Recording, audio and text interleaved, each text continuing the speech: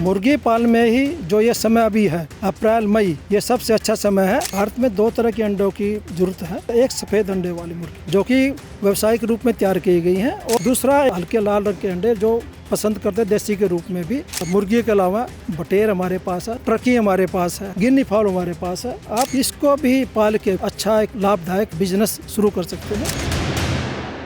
आप भी अगर पोल्ट्री इंडस्ट्री में आना चाहते हैं, पोल्ट्री से जुड़ा व्यवसाय करना चाहते हैं, तो ये जो समय है ये आप सबसे मुफीद समय कह सकते हैं। ऐसा क्यों, ये आज आप इस वीडियो में जानने वाले हैं।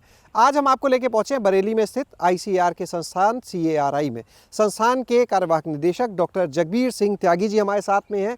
उनसे सीधे रूबरू होंगे हम। सर, ये बताइए कि एक तो युवाओं की काफ़ी एंट्री हो रही है पोल्ट्री इंडस्ट्री में। आज ट्रेनिंग भी हम देख रहे थे आपके चल रही थी, उसमें भी बड़ी संख्या युवाओं की। ये समय सब रोजगार का है। पशुपालन का देश की उन्नति में, रोजगार देने में, और एक अच्छा स्वादिष्ट और बैलेंस खान पान हो, उसमें विशेष भूमिका है। पशुपालन में भी कुक्कुट पालन की अपनी एक अलग से ही महत्ता है, जो कि कम लागत में कम समय में भी इस व्यवसाय को सफलतापूर्वक कर सकते हैं। हर फसल का एक समय होता है कि किस समय उस फसल को लगाया जाए, कब उस फसल को काटा जाए।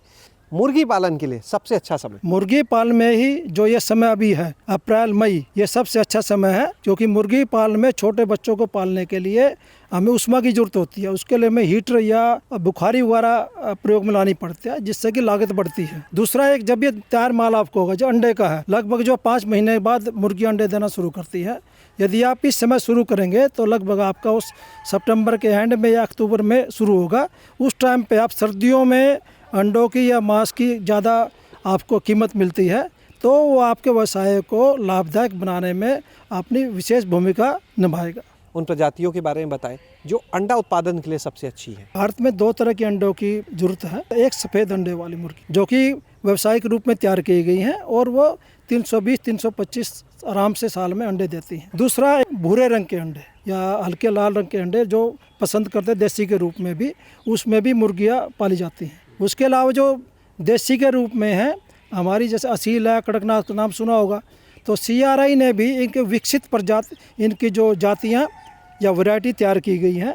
जैसे आपकी शुद्ध जो देसी नस्लें हैं कड़कनाथ या असील, वह मुश्किल से 100 अंडे एक साल में देती हैं। लेकिन हमने उसी जैसे देखने वाली वैसे ही अंडे का रंग, लगभग उतना ही वजन, वो साल में जो लगभग 190-200 अंडे तक दे सकती हैं, ये देसी मुर्गी के रूप में। बाकी जो कुछ ड्यूअल पर्पज़, जैसे जिसका अंडा के लिए भी और मांस के लिए भी, जे कारी देवेंद्रा है। उसके अलावा दूसरी हमारे पास मुर्गी के अलावा बटेर हमारे पास है, जिसकी 4-5 हमारे पास किस्में हैं। टर्की हमारे पास है, गिनी फाउल हमारे पास है। आप इसको भी पाल के अच्छा एक लाभदायक बिजनेस शुरू कर सकते हैं। जब हम यहाँ पोल्ट्री की बात करते हैं आज, तो सबसे पहले जहन में लोगों के मुर्गी ही आती है, बटेर और टर्की नहीं आती। ज़्यादातर यहाँ पे अभी देख रहे हैं हम, लगभग 90% से ज़्यादा जो ये कुक्कुट पालन से संबंधित व्यापार है, उसमें मुर्गियों की भूमिका है। लेकिन अभी जो नई जनरेशन है, वो लोग दूसरे तरह के मांस या अंडे भी खाना पसंद कर रहे हैं, जिसमें बत्तख का प्रचलन काफ़ी बड़ा है। टर्की की भी विशेषकर दिसंबर में काफ़ी इसकी मांग आती है। तो एक जो टर्की होती है उसका 10-15 किलो वजन होता है, तो उसमें संभवतः जो छोटे परिवार है ले जाना पसंद नहीं करते। कि ये ड्रॉबैक्स है, लेकिन अभी कोशिश कर रहे हैं कि इसकी जो न्यूट्रिटिव वैल्यू बता के, एक यदि आप अच्छी तरह से साफ जगह पर स्लाटर करें, फिर उसका ठंडे फ्रीज़र में उसमें उसको भंडारण करें, उसके बाद दें, तो उसका एक अच्छा रहेगा। और आजकल रेस्टोरेंट में या होटलों में भी ये काफ़ी मिल रही हैं, और इसकी वैल्यू भी ज़्यादा मिलती है। कई बार हम देखते हैं कि बहुत से पोल्ट्री फार्म खुलने के कुछ साल के अंदर ही बंद हो जाते हैं, वो वहाँ से सर्वाइवल नहीं कर पाते। मुख्य वजह आप लोग क्या देख पा रहे हैं? उसका मुख्य कारण यह है कि उनके पास एक तो ठीक जानकारी नहीं थी। दूसरा, जैसे बताया कि उन्होंने जब भी अपना शुरू किया, वो ऐसे समय पे किया, उसकी जो मार्केटिंग ठीक से नहीं मिली। यदि एक बार मुर्गी में झटका लग जाता है, वो बढ़ना काफ़ी मुश्किल होता है। कभी बार जैसे बर्ड फ्लू, जो कि अभी जो ठीक से बायोसिक्योरिटी का इंतजाम नहीं करता, कुछ फार्म पे जब बर्ड फ्लू की संभावना है, और जब बर्ड फ्लू फैलता है तो उसके आसपास के एरिया मुर्गियों का भी सैक्रिफाइस करना पड़ता है। उस टाइम पे संभावना हो, या कई बार ऐसा होता है कि किसी जैसे दाना बनाने के कुछ जो उसमें यूज करते हैं इंग्रेडिएंट्स यूज करते हैं, सोयाबीन है या मक्का है या दूसरे कई बार एंजाइम्स वगैरह होते हैं, विटामिन होते हैं, कई बार उसके आयात ठीक से नहीं कर पाते हैं, उस टाइम रेट बढ़ गए। यदि ये उस टाइम पे सभी संभावनाएं या पॉसिबिलिटी क्रिएट होती है तो उसमें भी कुछ जो हमारे किसान भाई शुरू करते हैं उसको सहने की क्षमता कम नहीं होती। लेकिन फिर भी हम उनको एक सुझाव देते हैं इसका, कैसे कि जब आप शुरू करें 5 साल तक लगातार कंटिन्यू रखें। यदि 5 साल तक आपने शुरू रखा है तो आप फिर इसमें जो है कितनी बार कम डाउन हो आप उसे मेंटेन करेंगे, तो एक बार नुकसान में गए तो अगले लोट में आपका फ़ायदा होगा और आप एक व्यवसाय के रूप में वो अच्छे व्यवसायी बनेंगे। सर फीड की आपने बात कही है, तो फीड कॉस्ट ही हमें लगता है शायद इसमें सबसे बड़ा पहलू होगा। हाँ, तो उसके लिए समाधान क्या आपको दिखता है कि लागत कैसे कम होगी? 60 से लेकर 75% तक इसमें लागत दाने की ही है। ये आप इसका कम दाम पर आयात कीजिए। जो हम लोग प्रैक्टिकली देखते हैं, जो वैज्ञानिक भी सब खोज कर रहे हैं, उसमें यह कि इसका जैसे मेज का क्या अल्टरनेट आपके पास है कि जो प्रोटीन है, प्रोटीन के रूप में भी जैसे कुछ अजोला यूज किया या दूसरे हम जैसे ग्रामीण क्षेत्र में पालते हैं उसके लिए 20-25% बोलते हैं जो बचा खुचा मंडी का या कोई ऐसे पाल लीजिए, ये घर का वेस्ट है, तो हम क्या करते हैं अल्टरनेटिव ढूंढते हैं। तीसरा कारण होता है कि आप खुद इसको बनाएं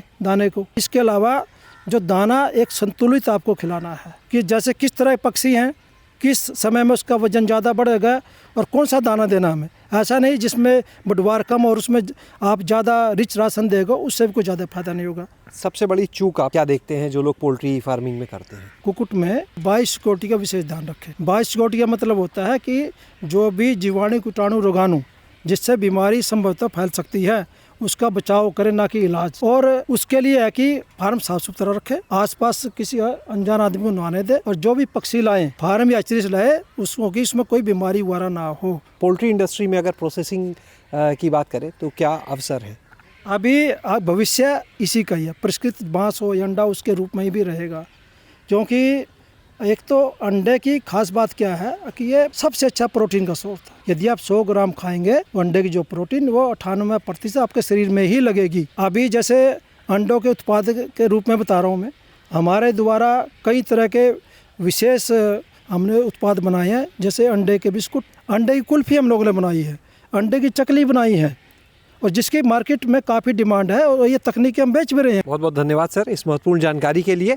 तो आपने यहाँ पर सुना डॉक्टर जगबीर जी को, जिन्होंने बताया कि अगर आप पोल्ट्री इंडस्ट्री में आना चाहते हैं तो उसके लिए सबसे सही समय क्या है और किन चीज़ों का आपको विशेष ध्यान देना होगा जिससे आपकी असफलता के जो संभावनाएं हैं वो लगभग खत्म हो जाए।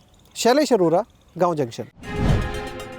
गाँव जंक्शन को सभी सोशल मीडिया प्लेटफॉर्म्स पर फॉलो करें। व्हाट्सएप चैनल और जीमेल आईडी पर भी संपर्क साध सकते हैं।